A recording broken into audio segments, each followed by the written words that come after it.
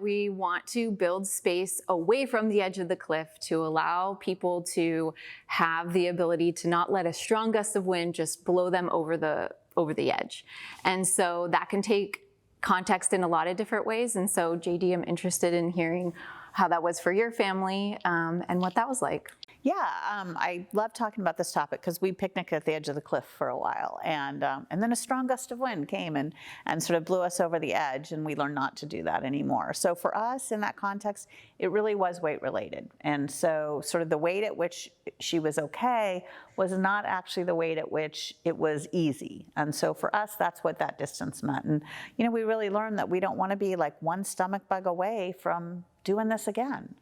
Yeah, and it's so important for the body to build trust in their person again. And so having that space away from the edge of the cliff allows your metabolism to get back on track and your hormones to regulate themselves. And, even in the context of getting a period, it will allow that to be maintained. And so it's so important to have that space, and not live on that cliff. So you inevitably can go into these experiences with the flexibility and the peace of mind that one little slip up from the meal plan and one little slip up isn't going to automatically set you back into needing to actively weight restore or actively have to supervise your child to the extent that you had to in the beginning.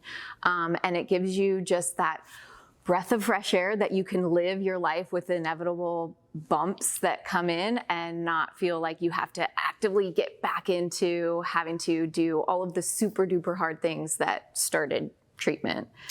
Yeah, I think that's a really important point. And I know we have families with so many diagnoses here because we treat the whole spectrum. Like one thing I'll hear people say in groups about ARFID is that they're really surprised that their person gets more cognitive flexibility. And so it's not that it is, not that they still don't have to do treatment, but it becomes a little bit more like everybody working together and that challenges and things become a little bit easier. Does that mirror your experience? Yeah, and I think even just with supervising behaviors, such as purging, having to have that same degree of supervision and being able to back away from that because you're not quite on that cliff is just so valuable.